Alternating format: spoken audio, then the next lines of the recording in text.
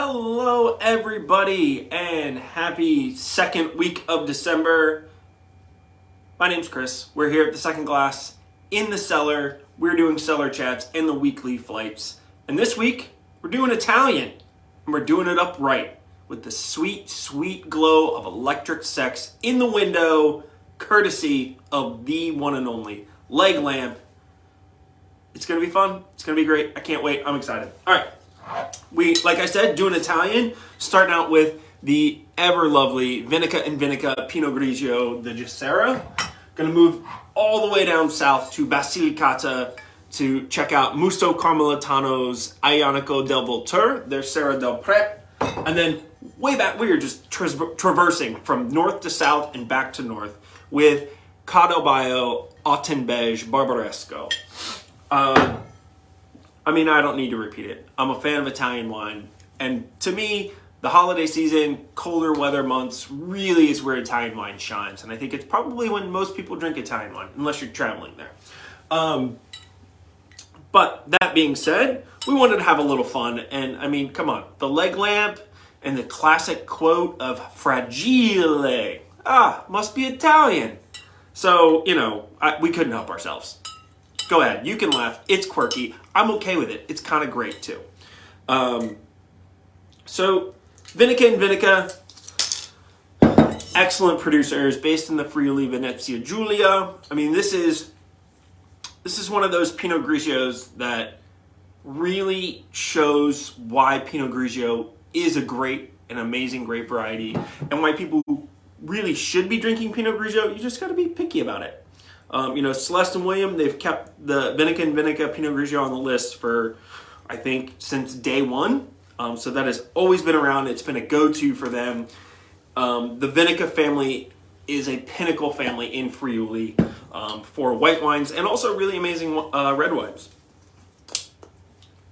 So this wine is made, I mean, I'm not going to call it this, but you'll see in a second. It is not an orange wine, but it is very close to a classic. You can see this like really pretty coppery hue. It's kind of similar to like a Ramato style, which is, you know, a classic style of Pinot Grigio in the Friuli area where it is left on the skins. And Pinot Grigio has those kind of pinkish, grayish colored skins, so it gives a little bit of color and also has a lot of texture and mouthfeel. I think that one of the reasons why so many, well, there's a lot of reasons, but a lot of inexpensive Pinot Grigio is so kind of boring and not very exciting is that I think some of the most interesting flavor profiles and aromatics are found in the skins of Pinot Grigio. So if you don't do any skin contact whatsoever, you oftentimes just end up with like this very basic fruity wine. Is that a bad thing? Not necessarily, but is it interesting? Probably not. So Gianpaolo Venica, who's the head of the family winery these days, has been, you know, he crafts incredible white wines. The Pinot Grigio is the wine that I was drawn to these guys with, but they don't make any bad wines. And they also do a really cool thing here, which really has nothing to do with like the flavor of this wine. I just think it's a really interesting fact, which is during fermentation, you obviously have off-gassing. So as fermentation happens, it, you know, eats up the sugars, which translates into alcohol, and you have an off-gassing of basically carbon and CO2. So at the winery, they actually capture that CO2, and then they use it to reintroduce to the wine as a natural preservative, so they can limit the amount of SO2 they need to use to preserve the wine and keep it from going bad, you know, bad bacteria and things like that, which is really fascinating. I'm sure there's other wineries that do that, but it's the only one that I know of that, you know, actually talks about it, which is super fun. I'm all about it. On the nose, I mean, it is peach, apricot, a little bit of like maybe like a white plum character. Really fresh, good like citrus like minerality on the nose. I mean, classically in Friuli, you've got these really incredible ponca soils, which give this mineral characteristic to the white wines and the red wines as well. But there's always just an underlying kind of precision and precise minerality freshness that I love so much.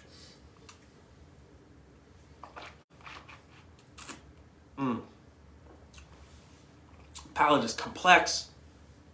It's a little bit savory, more of that like peach skin. You definitely, I mean, it's not so far in the skin contact where you really get like a tannic structure to it, which can happen with like more intensely skin macerated white wines where you get like that orange character or the orange wine characteristic where they're a little bit bitter. This is more like soft, savory herbs along with peaches and maybe a little bit of like orange rind. It is so pretty, so fun, great crowd-pleasing Pinot Grigio, and a good way to start out the flight. I mean, I'm clearly very biased, but I don't think I'm wrong either.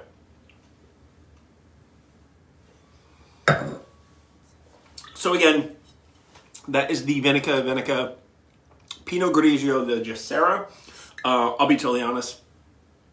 It might be pronounced Jesera.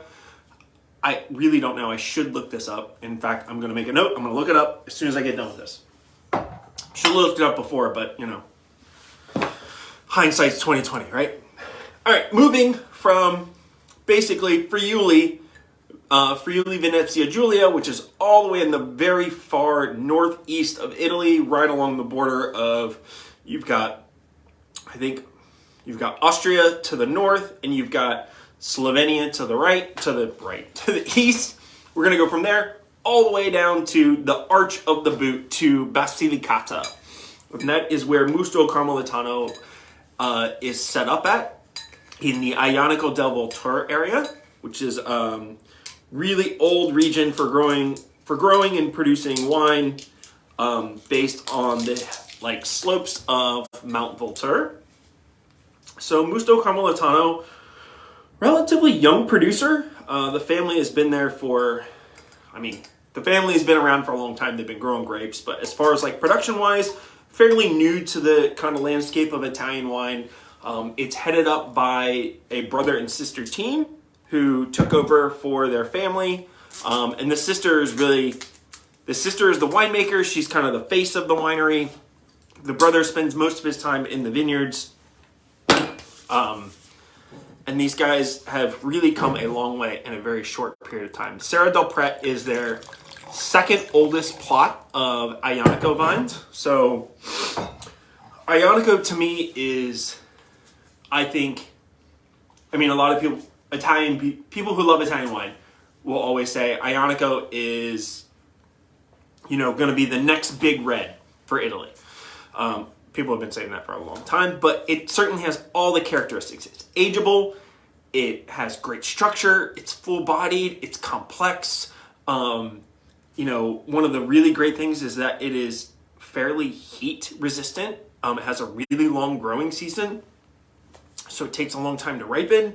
And it can be made in like a myriad of styles. Very classically from Campania, there was a whole renaissance of terrazzi producers where they'd use a lot of new oak, and they made these very international style wines that really appealed to people who loved Bordeaux and Napa Cabernets. And then there's kind of like the classic traditional styles, which use mostly larger neutral oak vessels, a little more tannic. These wines go incredibly well with food. I love them a lot. And I think these guys are making absolutely outstanding bottlings. A lot of spice, a little bit of like, what's the word I'm looking for here? There is like a saline, like sea spray air kind of characteristic to it. Dark fruits, kind of brambly blackberries. Nice little bit of oak. I think there's very limited new oak, if any at all, on this. It has a lot of texture, and Aglianico is a very tannic grape. It's oftentimes referred to as the Nebbiolo of the South, not because it tastes like Nebbiolo, but because it's fairly tannic. It can age extremely well, and it's wildly complex, and it also can be very aromatic. There is a lot going on the nose here. I always think that it kind of drinks like if you were to take your favorite Super Tuscan and a really good Nebbiolo from the 𝘍𝘍𝘏 and just smash them together. It's got that like purity and aromatic quality of like Nebbiolo, but like the density and maybe a little more fruit punch, not like as in fruit punch the drink, but like a punch of fruitiness like you would expect from like a Super Tuscan. So kind of like it bridges the gap.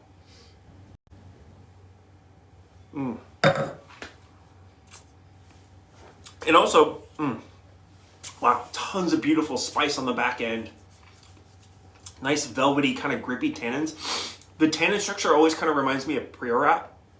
So if you're familiar with those wines, a little less fruit forward than Priorat, at least the ones that I'm most, not associated with, most familiar with. But it has that kind of velvety, like crushed velvet texture. And plus, it's pretty cold outside for around here. So this is a wine that definitely like kind of warms up the body and the soul, makes you feel good. It's got that spice character. I don't know. Maybe I'm just making things up, but it sounds good and it feels right to me. So, again, that is Musto Carmelitano, their Serre del Prete, Aglianico del Vulture. These are about, I want to say, around 60-year-old vines. And then they have a plot called Pian de Moro, which is, I think, 80-plus-year-old vines. So some really old vineyards in this region. All right, moving on.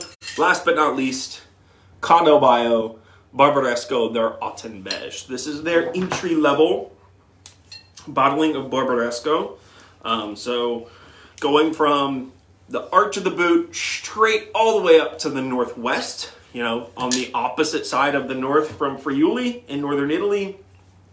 We're in Piedmont, and we're in the, what I would say is the all too often overlooked, you know, two big regions. So you have Barolo and you have Barbaresco, and everybody talks about Barolo. Everybody thinks about Barolo. That's the one they go, oh, that's the greatest one. Oh, it's the most important. Those are the best wines. And I'm not arguing. They are incredible wines. But, you know, Barbaresco deserves a little love too. So what's nice about Barbaresco is, if I remember correctly, there's a little higher concentration of sandy soils here.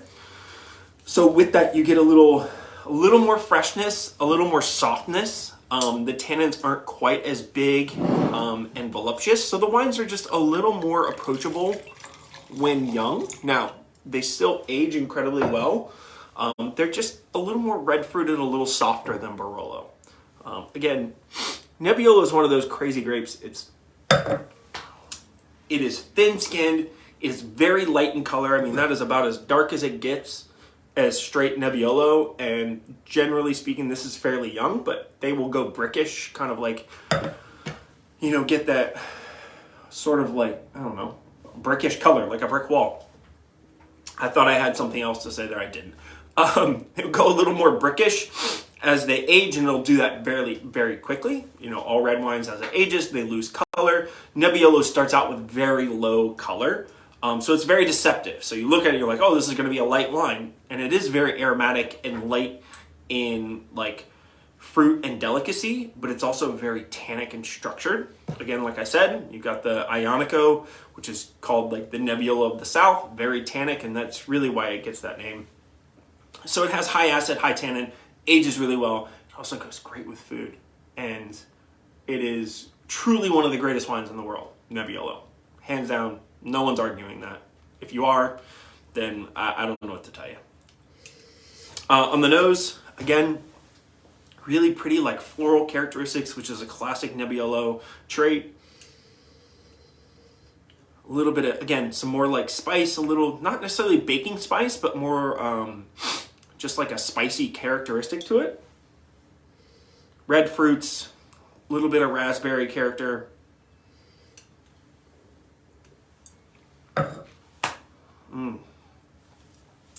Oh, so right out the gate, really bright, fresh, savory mouthfeel. And then as it moves across the palate, hits about mid-palate, that tannin structure really kicks in, and you get this beautiful, like, kind of suave character of tannins. Whereas I think even in this Aglianico, the tannins are a little more grippy, a little more textured. These tannins feel a little softer, but it's still like bigger and bolder. It is such a pretty wine and a great entry into Nebbiolo and Barbaresco. You know, most Barbarescos are going to be twice this price. And this family is, you know, kind of, they're not young and up and coming, but they're not as well known. But what they are known for is making incredibly great values. And they have holdings in some of the best spots in Barbaresco. And the Autinbej is sort of a cuvee blend of a handful of sites, some younger fruit. And man, is it show-stopping.